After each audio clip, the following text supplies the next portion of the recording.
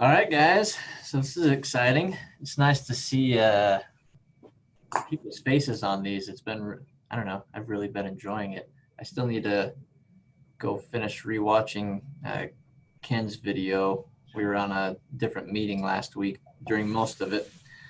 So anyway, so question-wise, what we'll do is if you have any questions, you can also write them in the chat. Jaren will be moderating.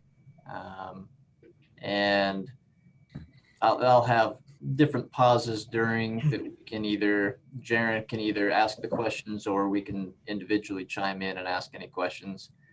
So yeah, we'll kind of go from there. So this has been, I don't know, first thing, just because this is the way that I do it, obviously does not mean this is the way that everybody needs to do it. This is just the process that I've come up with to help me have a really quick workflow.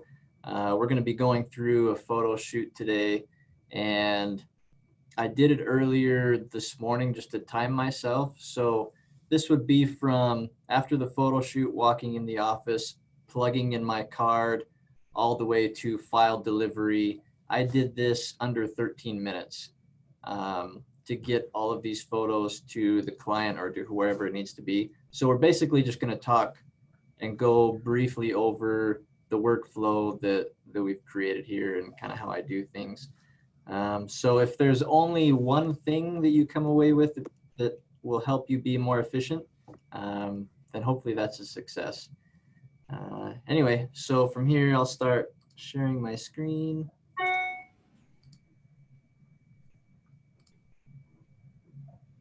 All right. So I just got back from the shoot and popped in my memory card right down here. So the very first thing that I'm going to do, and I think we've talked about this a little bit before, is we have a shoot log here at BYU where we keep track of everything. So I'm gonna go over there to our shoot log. Oh, I forgot to delete it to show you guys. Anyway, so here's all the information. I entered in the date, the shoot number, the name of the shoot, the photographer. I have drop downs for me and Jaren and our students. And well, I think we're working on a video that we'll actually create later that explains the whole shoot log, how it works, and why it works. I think going over the huge importance of having this data is amazing. Really briefly, it's broken down into month totals. I mean, obviously our shoots have dropped down quite a bit recently. Departments have pie charts that kind of breaks down what percentage of work we spend on for each department, year totals, and so on. So these are numbers that you can have to give to the administration or your bosses. And again, we won't take a ton of time to go over any of that today, but we'll be putting out, I don't know, maybe it'll be another one of these webinars, or we'll be putting out a video where you can download a blank template of this so you can incorporate it into your own university. Anyway, it's a great way to keep track of all of your information, all of your photo shoots, how many hours you spend, and so on. So I'll pop my card in, I filled this information out, and I'm going to just copy this. I'll remember the shoot number 2004-12. I have a little folder structure just on my desktop here that I'll just drag and drop over into my working hard drive area. And then I'll just type that in. Oh, whoops. And the reason I copy this is because I'm going to be pasting it a little bit more. That way I don't have to type it in over and over. And actually, I'll probably, let me make my desktop a little bit bigger so you guys can see it easier. Does that help? Yeah. Okay. All right. So I have it here. Open up my card, and I'm just gonna click and drag over. While this is copying, I'll just drag this into Photo Mechanic, it gives me the number right here, the number of frames that I shot. So 151. While that's downloading, I'm going to come and put this in here. I spent an hour on the shoot. So this is just built into my workflow. So now the shoot log is completely filled out by the time my images are done copying over. So with that, do we have any questions, Jaron, before we go on? I think you're muted. I think you're speaking.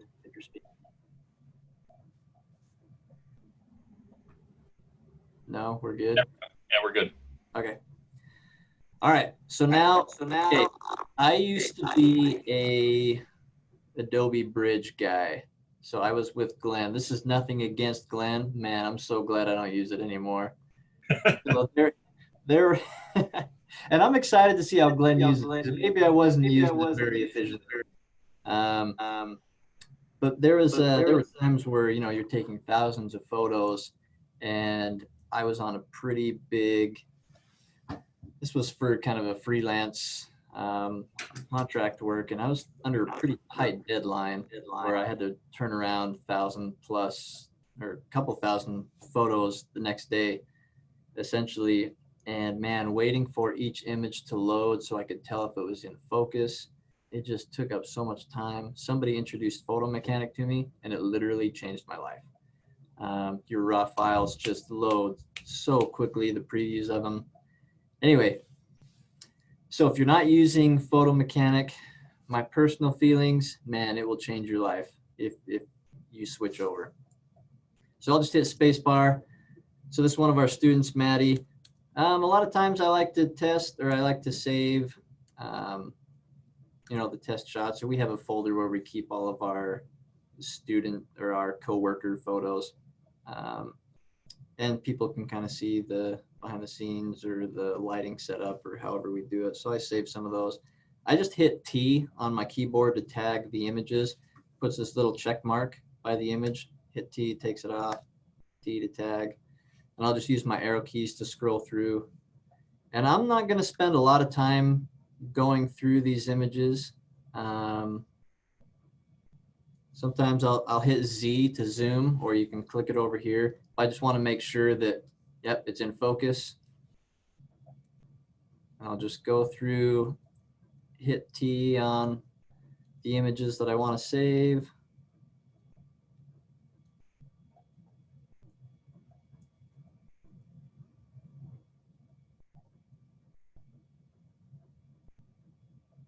So you guys can see all of my crooked horizons and everything from my raw photos.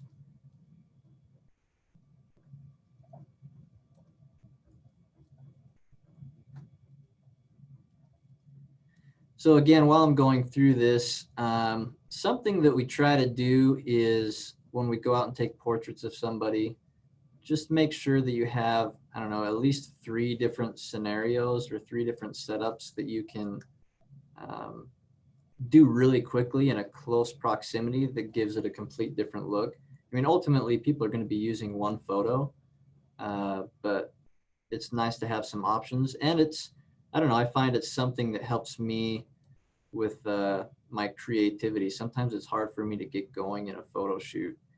And the more that I just keep working at it, sometimes, you know, some really cool things happen where if I would have just given up, like, now this isn't going very well, I'm done. And you miss out on some cool things.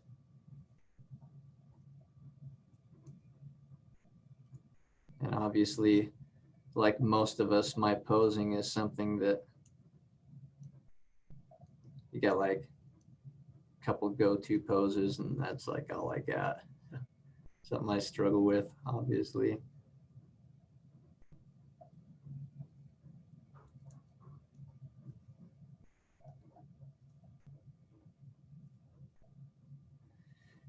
Part of this may be kind of boring and redundant, but it's a captive audience. There's not much you can do right now. I guess you can eat lunch or something.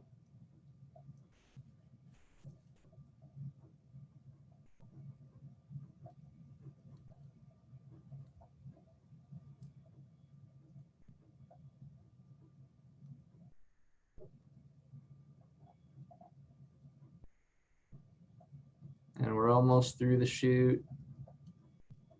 You can see I had to move the light right there.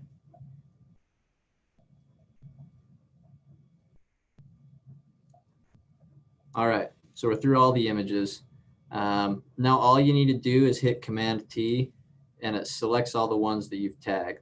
Now remember, I already copied the file name. So I'll do Command M and it's already in here, 2004-12. I'll reset my sequence. All my files are renamed.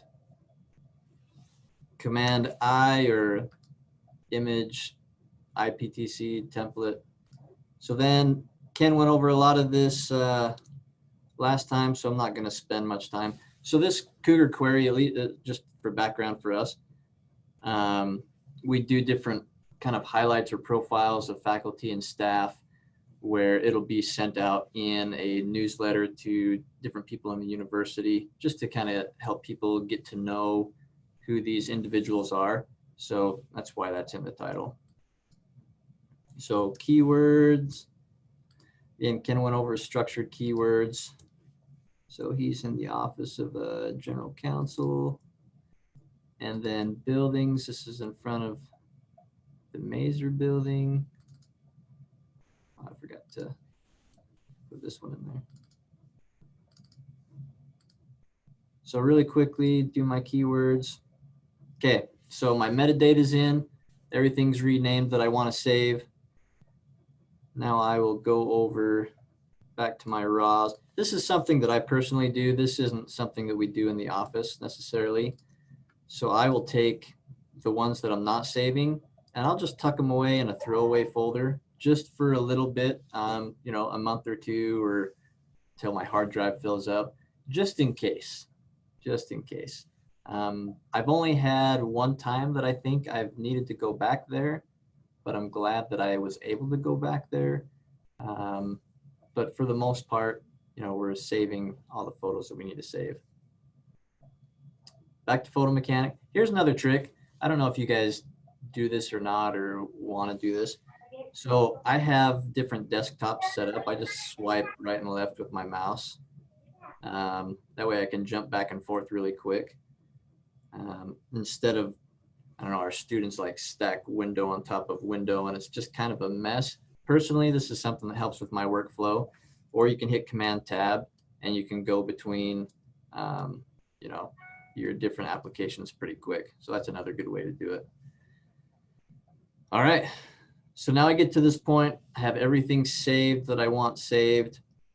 I'm going to go through one more time and I'm just going to color tag my favorites. Before we do that, any questions? You still good?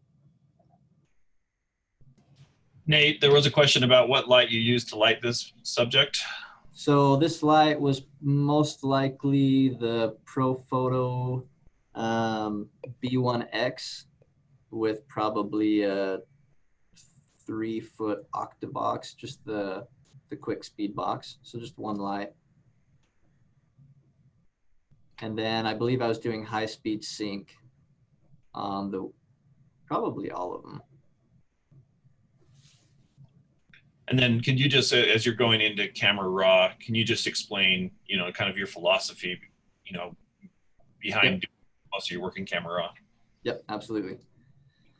All right, so we'll go through one more time, and I'm just going to go through and pick my favorites. Now, when we go into Camera RAW, and right now, the reason why I'm picking my favorites, and I think Jaron talked about this a little while ago, or maybe that was on a different call.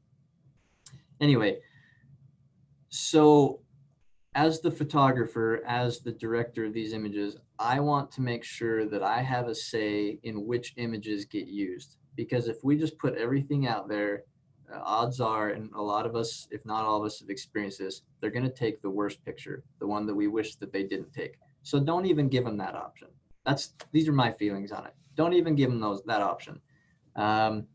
You want to make things easily accessible and something really quick for people where it takes minimal amount of effort on their part.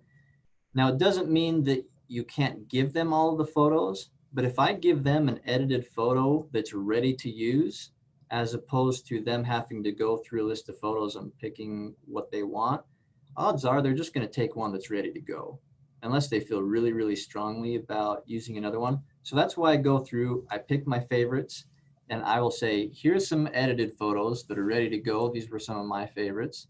And then sometimes I'll say, here's the rest of the images if you want to go through, if there's another one that you would prefer. So from here, we'll just go through. Again, I'm just color tagging with my number keys. Some of my favorites that we'll go through.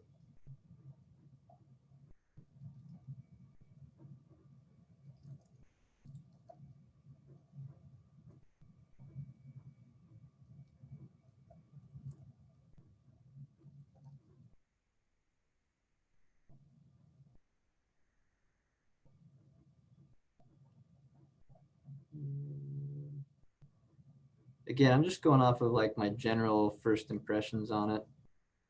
So I'm not going to spend a ton of time analyzing the photos. All right, so I'll go through. Here's my favorites. Let me see if I can move that zoom bar. All right, so then I just highlight my favorites. Command E, you can set this up so it opens it straight up into Photoshop. You can pick which program you want. So Command E to edit brings it up in Camera RAW. So from here, this is where I think we have problems with taking way too much time editing our photos. And so a lot of us, if not all of us, know how to batch process. If not, it'll be very helpful. Before we get into this section, Jaron, do we have any questions? This is pretty straightforward. Yeah, no, I don't see any questions. One question is from Robert, does this workflow demand you get the images right in camera? Hopefully, everything demands that you get the images right in camera, but I think right here you'll be able to show people. Again, what Nate is doing is he's going to show you how to quickly do everything in Camera Raw versus going into Photoshop. Yep. Yeah, very, very rarely do I open images up into Photoshop itself. For the most part, I can do 99% of my work in Camera Raw. And I had another video that we put out that kind of goes through different editing scenarios and how I do them. Now, if there's one image or two images from a shoot where it's going to be in the magazine or wherever it is, then I'll open it up into Photoshop and do some more fine tuning on it. But for the most part, you can get most of this done just in Camera Raw. So I'm just going to select one of my images. Again, I like to bring down my highlights, bring up my shadows, a little bit of contrast, a little bit of clarity, not too much, maybe a little vibrance. For this, I'll bring in a little vignetting. All right, and then another thing I'll do is, I need to move that over. So I'll hit K, which is my adjustment brush. It's up here. By default, I like to keep it almost 2/3 of a stop, and I'll just click and highlight it a little bit. So one of the things that I think about while editing photos is, again, I'm the director of this image, and my job is to get people to look where I want them to look and to not be distracted by other things in the image. One of the ways I do that is through, when appropriate, using vignetting just to contain your eye within the whole frame. And the other thing is your adjustment brush, just to lighten up a particular area of the image. And this is just something really quick that you can do, so you don't have to do individual masks and different things with levels or your curves inside Photoshop itself. So just something really simple. I mean, you can do different color temperatures. I mean, all of these, there's tons that you can do with your adjustment brush. But I'm just going to use this. Hold on a second. All right. can you take it over to Jaron on the other side? Just in the other door. Yeah, thanks. Sorry, Jaron, you got a package being delivered. Sorry about that. All right. So maybe warm this up a little bit. Straighten my horizon. Most of my images are crooked. I'm sure you guys can understand or commiserate with me. And now what I'm going to do, I'm going to select all of my images in option S, or you can go up here to sync settings. So option S, and then I have everything that I want selected, synced. And now it's going to apply those settings generally across the board to all of my images. So even if I exported them right now, they'll all be pretty good. But I just go through individually and just make, minor adjustments. So I'll just kind of look at each one and fix my horizon. I personally like to keep, move this over. I like to keep the clipping warnings on my highlights and shadows, just so I know what's getting blown out and what's too dark. So just lighten certain areas with my brush. Bring this down. I can't hear anything.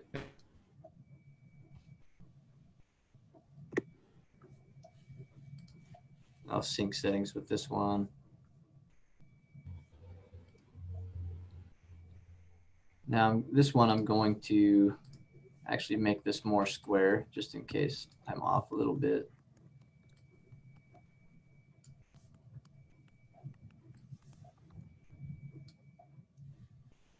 There we go. There's just more symmetrical.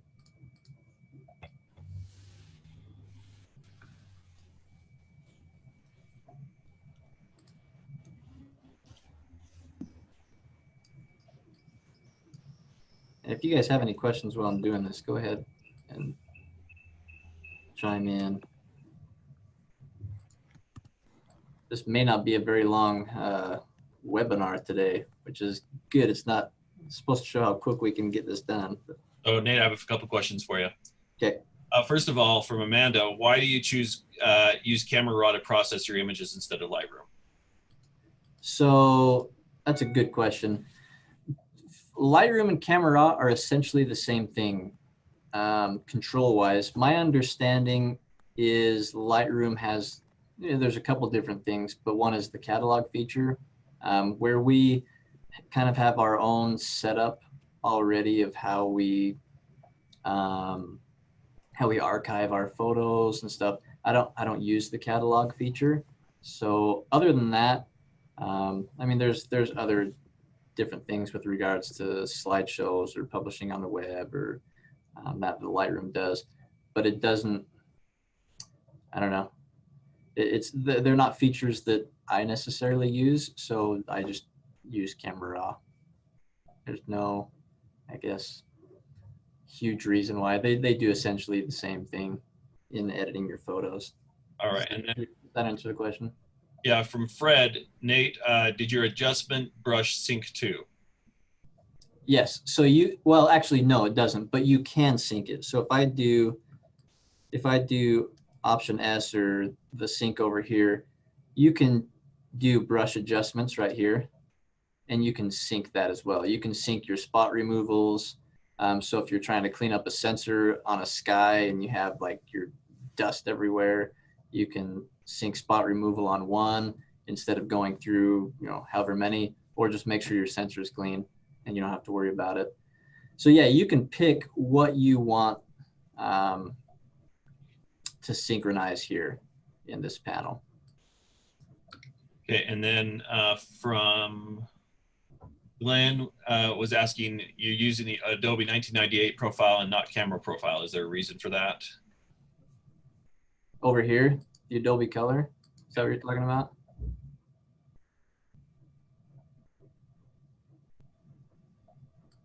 Glenn, did you want to follow that up and ask? Yeah, exactly.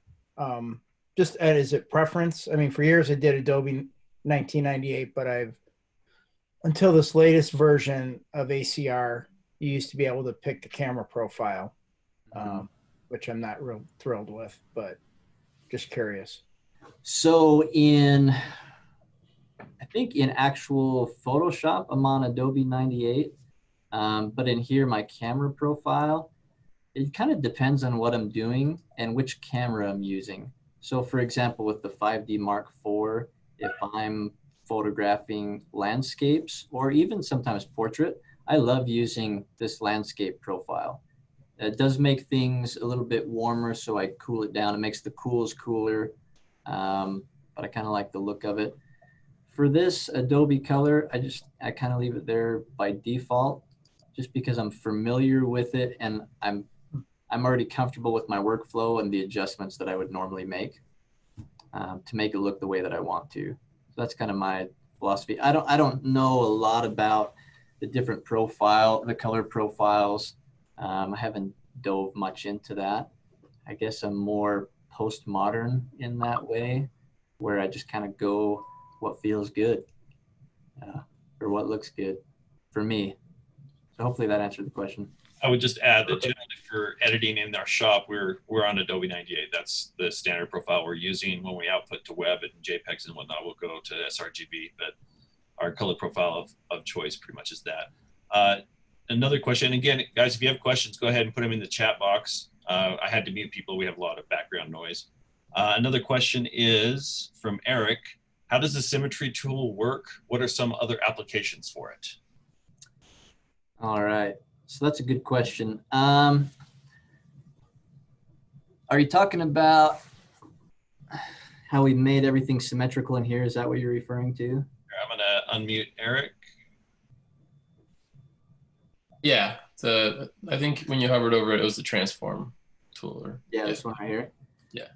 So this, let's say you have, so for example, if I wanted to make these pillars straight, I could also do that. There's these auto features. You can use auto and it will kind of try to square everything up automatically, but then it's going to distort the person a little bit. Or you can just do horizontal, or you can just do vertical. Now my pillars are all straight, or it can do both. Or you can do a custom one where I just want this top to be straight, this bottom to be straight, and I want the center to be straight. So then it doesn't keystone, but it still makes it as symmetrical as possible. Now you do have to be careful with this when you're using people, because you don't want them to be distorted. So that's one of the main reasons I use it, other than just using my horizon straighten tool to go across. Because sometimes the bottom, I'll straighten the bottom, but then the top will still be off. So that's and is there a difference between the green and the purple line? So I believe one is just horizontal, one's vertical. Okay. So yeah, if I'm going horizontal and vertical, it turns colors. And then Nate, some people are asking if we use the lens profile settings. I do sometimes, but for the most part, I'm either doing it manually or just playing around with it. And then talking about these in here. Yeah, for lens correction. And for me, I personally, there's some that I like how it applies the profile, and sometimes I don't. It kind of depends on what we're doing. Yeah. I definitely pay the most attention on super wide stuff. From Amanda, she's asking, do all your photographers, including students, use the exact same file processing workflow, or does it vary somewhat from person to person? So that's a great question. So the workflow in general, we do follow the same with regards to, we want to make sure that we have our images downloaded and renamed and in the shoot log before we work on them. That's something we highly stress. Now, the way that they edit photos and get from that point A to point B to sending the images out, we kind of just leave it up to however they want to do it. I mean, there's not much ways you can stray from that. But for the most part, yeah, we try to keep the same workflow I would just add, once people get their metadata and their captions and everything done, and everything's clean slate, then when some like to do it in Photoshop, some like to do their editing in Camera Raw, but generally most of us are doing Camera Raw. Yeah, it's just quicker and efficient, especially when you're trying to get things done fast. You're really busy. Let's say I have this portrait photo shoot, and this was a while ago. What was it? It was probably last month or 2 months ago. And man, if I have another assignment, well, when I did this morning, I came back and I had these images downloaded, renamed, metadata processed, uploaded on our website, all under 15 minutes. And so I really, and you can add sending an email in there to whoever needs it. So I mean, we shouldn't be spending a ton of time on our photos. This is just a really quick system that works for me to get images in and out, and still, making them you're not making them look sloppy, like you're just spending a couple minutes on them, when in reality, just spending a couple minutes on them. Yeah. I would just add to that, when Nate joined us from UVU, I was definitely doing most of my initial toning and stuff. I'm initial edit in Camera Raw, and then I go to Photoshop to finish it up. But Nate taught us all that, really you can do most of what you do in Photoshop, you can do in Camera Raw. And if you do it, especially when you're doing batch processing, it can save you a lot of time. And that's kind of why we wanted to do this, to show, I think Camera Raw has a lot more capability than people realize. And that's what Nate's really good at showcasing. Nate, would you use the selection brush to pull the highlights down on his white shirt? That's a question from Fred. That is a good question. It depends. So again, that's a great question. You can either do that with like your adjustment brush, where I can go here, I can take my exposure down, and then just have my brush affect highlights. And then you can just take down the highlights of his shirt there. So again, as the director of the image, you need to see what is distracting people, right? What would people be distracted with? And your job is to eliminate that distraction. So with regards to the white shirt, if that is a distraction and it's pulling people's eyes away from where you want them to look, which are his eyes, then yes, absolutely. That would be something that you can really quickly eliminate that distraction. So you could go through on all of these with his white shirt and just go through and take down your highlights on anything or you can also take down the whites as well. I mean, then you got to be careful if you're doing too much, because then you have like this, this fuzziness around there. I don't know a proper way to say it, what it would be, but you guys know what I'm saying. Okay. Yeah, great question. Another question from Fred. For some subjects, do you use the texture slider gently to reduce skin defects, or are all skin blemishes left as is? I guess, what do you do to work on skin blemishes? Maybe also another good question. So personally, I have not used this texture slider much at all.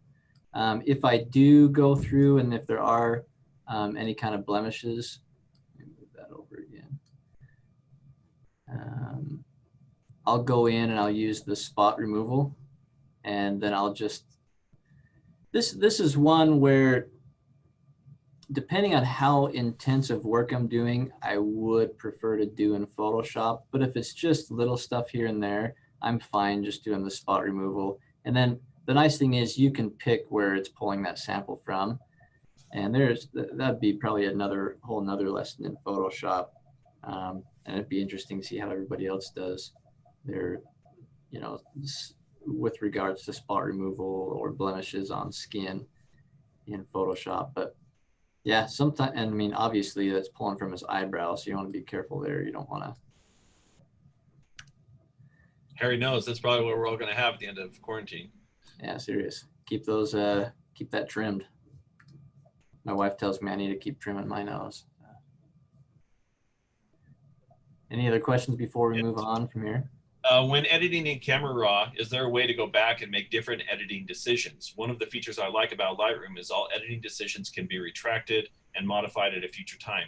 Versions can be saved as snapshots. That's from Clay. So Oh, and I need to move this again. So I know you can do a snapshot right here. I personally don't use that, but as far as I know, it's here. I haven't really used it much. Usually when I'm going in and I'm doing an edit where I'm going to want a snapshot or something like that, where I'm changing things a lot or I'm exploring different avenues, it's either something that I'm really confident I can get back to fast, or that's something that I'll do in actual Photoshop with different versions.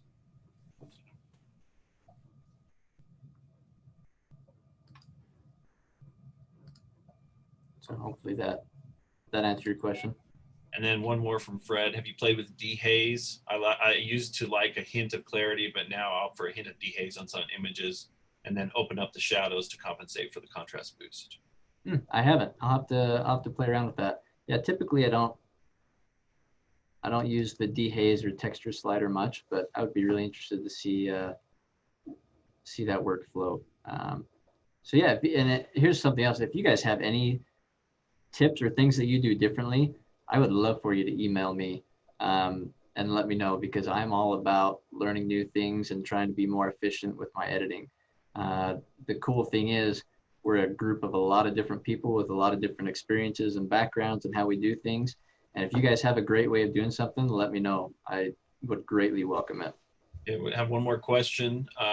Vibrance or saturation, which one do you like to use better? Okay, so that's a great question. Vibrance, I will use because, well, it depends. So if you're talking about a person and skin tones, use Vibrance, because for the most part, it does a little bit, but for the most part, it doesn't change the skin tones. But if you use saturation, it greatly changes the skin tones. So your warmer colors, your oranges and yellows, it may not affect as much in Vibrance, whereas saturation is all across the board. So with people, Vibrance. With anything else, is saturation you can use. Okay, I think, why don't you go ahead and continue to the next section? All right, so select all, save images, and then on my hard drive, gonna make sure I'll save it in. See, so here's my folder structure. I already have the edited folder there. Select, save. Now, you didn't show that dialogue very much. You might want to spend some time showing the different things. This is one thing that Nate taught me. I didn't really ever try to save JPEGs directly out of Camera RAW. And that's one thing that will save you a lot of time. Too often I was going into Photoshop and really not doing anything other than cropping and saving it. So can you, just go through this. Yeah, for sure. So yeah, here's your save options. Again, pick where you want to save it, your destination. You can rename them here if you want, but since we already have our naming done, I don't want to touch that. You can pick your format if you want to save it as a TIFF or a Photoshop file or your DNG. Keep all the metadata.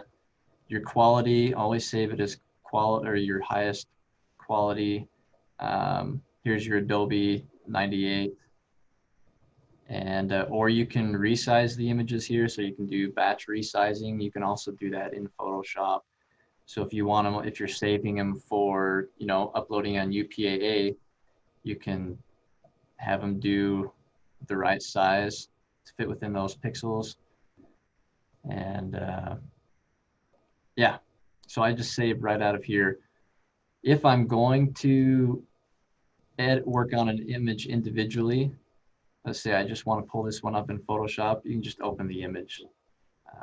And once you do that, it's still going to save all your settings in the XMP file for the different settings that you applied to the images. So Nate, let's say that you have 9 images, you're just going to save the JPEG, but there's 1 image or 2 images that you want to take into Photoshop. Do you just select the ones to save as JPEGs and then just open up just the one in Photoshop? No, I'd probably still save all of them.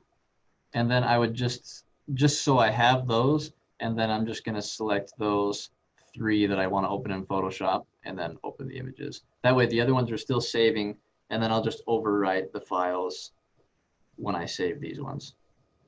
Okay. And then I have a question. They wanted to see how your folder structure, where you save your JPEGs versus your RAW. Okay. So we'll hit done. We'll go back. So this window right here is my hard drive. Like Jaron mentioned before, we have dual rated hard drives on our computers. So in case one of our hard drives fails, our other one is there to keep it backed up. Now that's our working hard drive. This window up here is our server that we're connected to. So for me, I have it backed up on my computer essentially with minor differences the same way that it's on the server. So 2020 shoots. So again, here's the shoot number with the name of the shoot afterwards. Inside that, I have my edited, my raw, and my throwaways. My throwaways, I do not put on the server. I just keep those on my hard drive just in case a month down the road, 6 months down the road, I may need to go back. Again, I think I've only had to do that once. This is just something that I do. It's not something we do in the office. And then once I have all of my edits and my raws done, now I'll go up to the server, create a new folder, copy paste, and then just drag and drop those over. And then now I know everything is backed up. So on my folder structure, I use color tagging to keep track of everything. So when it's red, it means it needs attention. So it's either not done or it just needs my attention. That's how I keep track of it. I mark it green when it's copied to the server, which we just did. And then let's see, when we go to Libris, I'll create a new gallery.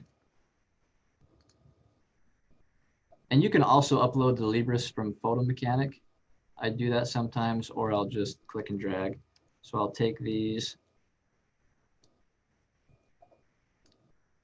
and just drop them there to our Libris account. Once those are on Libris, then I'll mark it blue and I'll take the red off. That way I know, okay, that shoot is completely done. I never need to touch it again. And I don't need to worry if it's archived, if it's on the website. And then from there, you know, I'll copy the link, pull up my email and send the email to whoever it needs to go to. Yeah, and a lot of that has to do with our digital asset management. Let's say that we go back to one of these shoots and I add a new edit. I'll mark that folder red just so Nate knows we need to make sure and sync our offline hard drives and stuff, so that every copy has been saved. Yep. Oh, for example, so like in our sports, oh, maybe it's not connected. No.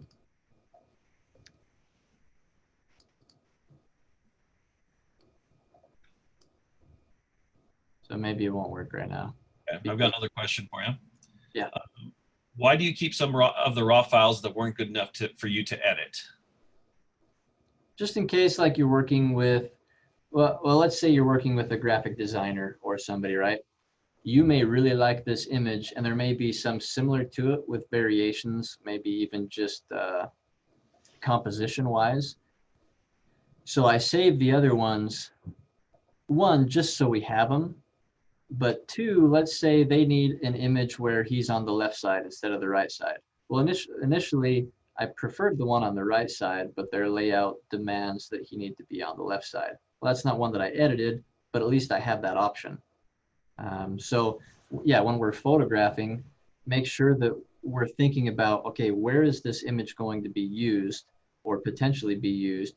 And so I need a photograph for that reason. I need a photograph with that purpose in mind. So I know that they're using this as a full spread, so I don't want to photograph him in the middle. But personally, I kind of like where he's photographed in the middle, so I'm going to take that picture for myself. But then I'll make sure that I take options of him on the right and the left. I'll save those images just in case the designer needs him in a different position, or I don't know, that's one of the reasons why I would save him. Other is, let's say you're going through your athletics photos and I mean, obviously I'm not going to sit and edit 3,000 photos from a football game. but our graphic designer for athletics may need this photo of this defensive lineman that is really not an exciting photo for me to edit, but he absolutely needs that photo of that defensive lineman. So I don't want to throw that away. I want to make sure that I keep it, one, for historical purposes, that, you know, he was there, but two, we're trying to document all the players. And even though I may not want it or use it, doesn't mean somebody else may not. You have anything to add to that, Jaron? Yeah, I mean, it's just that's more a philosophy of our office. We do save, you know, a lot more than we edit, but we're also saving an archive of the history of the university. So I know that some people will only save the raw files of their keepers, and that's fine. But for us, I think we go back to the well more often, and we're you know, we have this, we've made the space, we have the architecture that we can save quite a bit more. There's been many times where I've gone back to a shoot later on and realized, you know what was wrong with you? Why didn't I choose this one? This one's clearly a better photo. So we try to save our good stuff, you know, a large variety of the good stuff so that we can have those edit.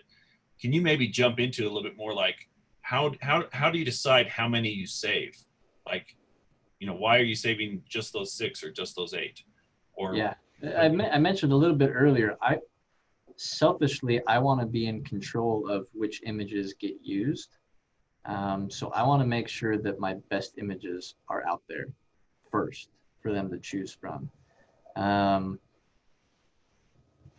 that what you were asking? Sorry, my mind just went blank. Well, yeah, I mean, that's one of those things, like if you're doing a portrait, how many portraits do you decide to keep and why? Yeah. So how many did I decide to keep? I don't know. I think personally, like if they're in focus and they're good and it may be a little bit different than the other ones. Now I'm not going to save 10 photos that look exactly the same.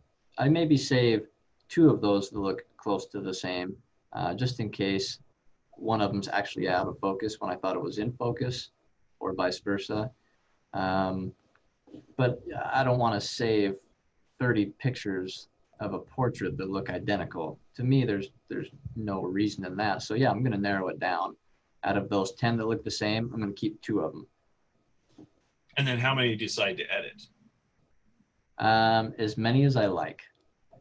So that, I don't know, that's subjective. That's personal preference.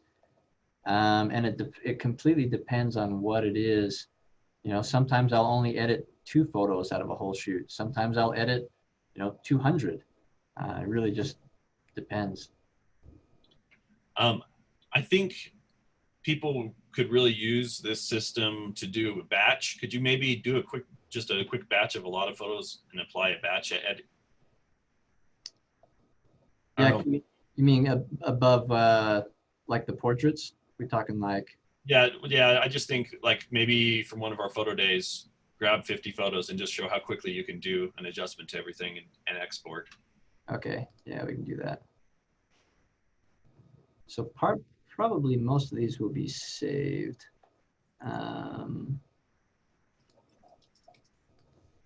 We'll just pull up our football photo day. There's some behind the scenes stuff. Wait for that to load. And just a heads up, if you're using Photo Mechanic 6 and you're using like a newer iMac with the Retina display, for whatever reason, Photo Mechanic 6 does not work as well on it. So I actually have another monitor that I use that I keep my Photo Mechanic on. Let's see.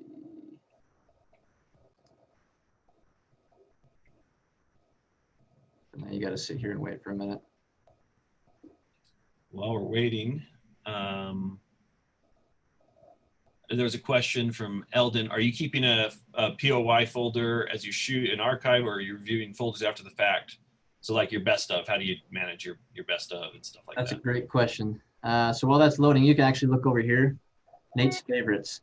So for the years that I've been here at BYU, 16, 17, 18, 19, 20. So when I'm going through, I have a separate folder where I just keep all of my favorites from that year in that folder. So if I'm going back and I need to look for, okay, this monthly image competition, which images do I want to use? well, man, instead of going through, however much we're shooting, instead of going through, thousands and thousands of photos, I've just kind of worked that into my workflow where I get done with the shoot. These were my favorites, and then that I'll put on our Libra site and I'll edit. And amongst those, I'll go through and I'll make another round of selections. Okay, these are my absolute favorites. And I'll put those in a separate folder that I have just to the side. Because me and Jaron have on our Libra site, we have best of BYU photo. And in there, we have a best of Jaron Wilkie, a best of Nate Edwards. And we kind of keep our favorite photos from the years in there as well. So yeah, I definitely keep those aside. So like, here's my 2020, favorite photos. Now I obviously don't upload every single one of these to our Libra site, but the ones that are marked green are the ones that I have up, and but I keep the rest just because they're my favorite from the year, and it's nice to have them all in one spot. Okay, why don't you go ahead and show them just a quick batch? All right, I don't think I have any of these, so I'll just select. These are from our quarterback. So 34 images. So again, you guys, these are all shot exactly the same lighting, same setup. We should not have to go through individually and do each one. So again, kind of my standard, bring highlights down, shadows up, crunch the contrast a little bit. With football, I wanted a little bit grittier. And then depending on how you want them to look, you can bring your vibrance down. And then I want the blues to pop a little bit more, so I'll bring that up. So it's kind of desaturated, but then I have the blues that are not as desaturated.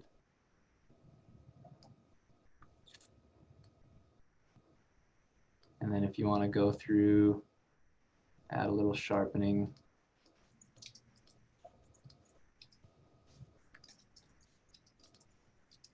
All right, so here's general edit. Select all sync settings. There you go. And then I'll go through and I'll crop them individually if they need to be cropped.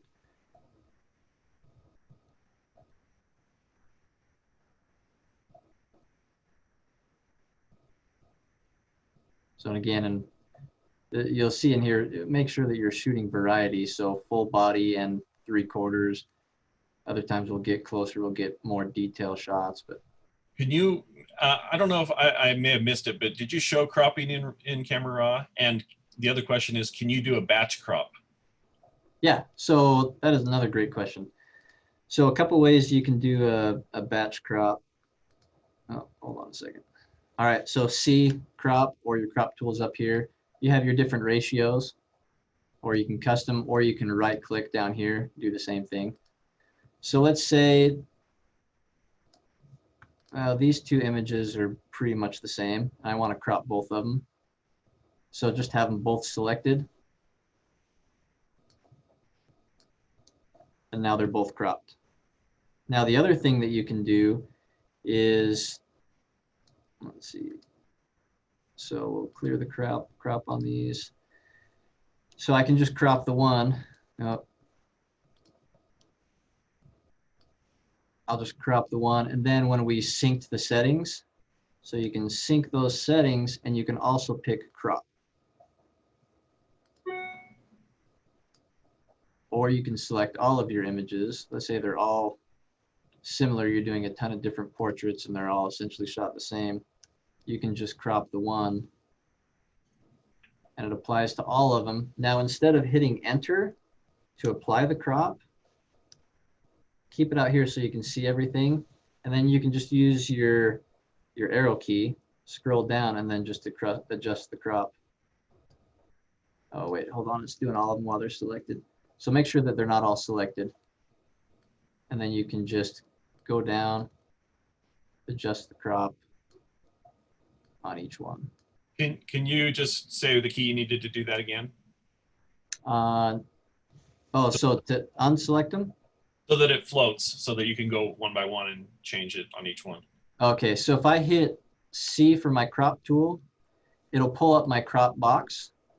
And if you hit enter, it will apply that crop. So, but then if I go through, I'll have to hit C on all of them again, or the crop tool on all of them, which is kind of annoying. So if you don't hit enter, you just have your crop box up, you can still scroll through and see where it's cropped, and then you can move it around individually. Just something that kind of saves time. That way you don't have to hit enter, go up, hit crop again, move it, resize it, hit enter, go up, hit crop again. Okay. So a couple more questions.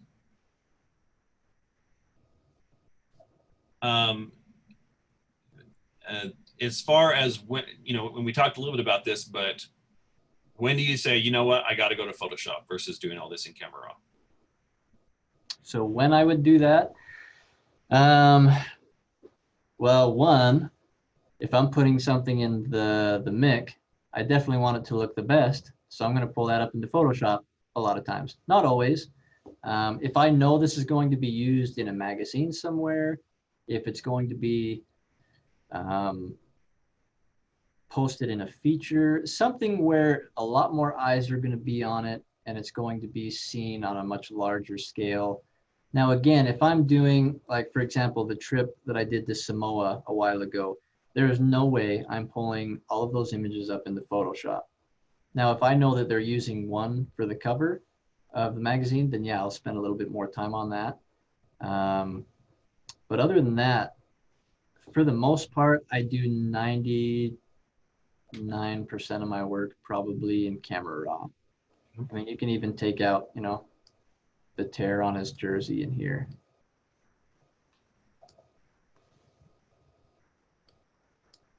Well, that was a bad example, obviously, but I'll just make this bigger.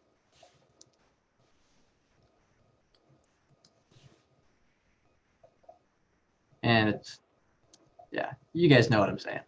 So do you have, if people are wanting to learn better about what all the tools do, is there a recommendation you have as for a way to learn all of these little tricks?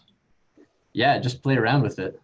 I'm sure there's a ton of stuff online that goes over it. Honestly, what I've learned has been trial and error or watching other people use it. I haven't done much research online going through each one of the tools and what they do. But yeah, the best way to figure stuff out is just to do it. If you don't know what a certain tool is, click on it and figure it out, or just research online and see what it does. Okay, guys, we're coming to the end. Throw us any other questions you have for Nate.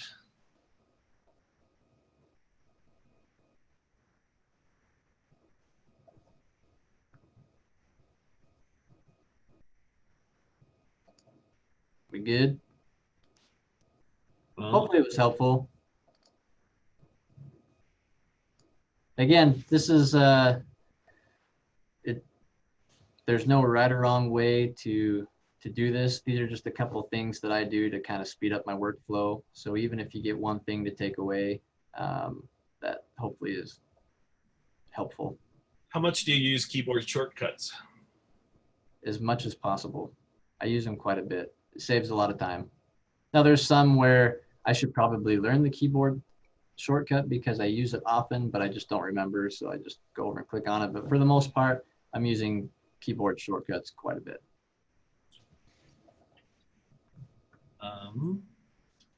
Okay, if there's anything else you want to say to just wrap it up. All right. Well, thanks everyone. It's good to see everyone. And I look forward to continuing this each week. I think it's been really good. So anyway, take any of that that'll help and see if you can speed up your workflow in a time where we want to actually work slow right now.